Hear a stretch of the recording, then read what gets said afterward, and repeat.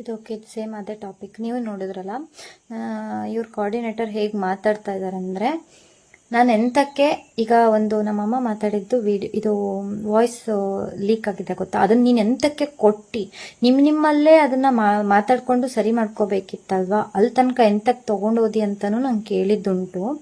ಇನ್ನೊಂದು ಪ್ಲೇ ಮಾಡ್ತಾನೆ ರೀ, ಒಂದು ನಿಮಿಷ.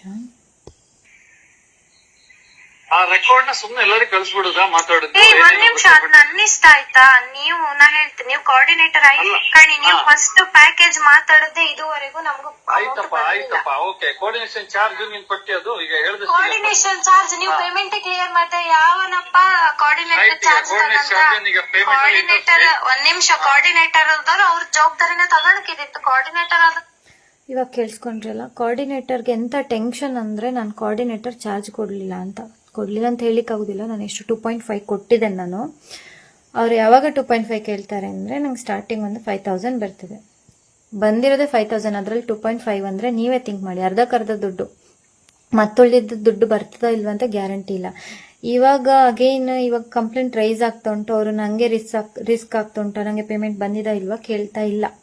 ಅವ್ರಿಗೆ ಅವ್ರ ಕೋಆರ್ಡಿನೇಟರ್ ಚಾರ್ಜೇ ಮೇಯ್ನ್, ಅವ್ರಿಗೆ ಎಂತ ಮಾಡ್ಲಿಕ್ಕಿಲ್ಲ. ಅವ್ರು ಹೇಳ್ತಾ ಇರೋದು ಇನ್ನೊಂದು, ನೀನು ಈ ವಾಯ್ಸ್ ರೆಕಾರ್ಡ್ನ ಎಂತಕ್ಕೆ ಲೀಕ್ ಮಾಡಿದಿ, ನಿಮ್ಮಲ್ಲೇ ಕ್ಲಿಯರ್ ಮಾಡ್ಕೋಬೋದಿತ್ತಲ್ವಾ ಇದನ್ನ, ಅಲ್ಲಿ ತನಕ ಎಂತಕ್ಕೆ ಹೋದಿ ಅಂತ ಹೇಳಿ ಇವ್ರು ನನ್ನನ್ನು ಇದು ಮಾಡ್ತಾ ಇರೋದು. 1 ಸೆಕೆಂಡ್ ಆಗಿನ ಪ್ಲೇ ಮಾಡ್ತೇನೆ ನೋಡಿ.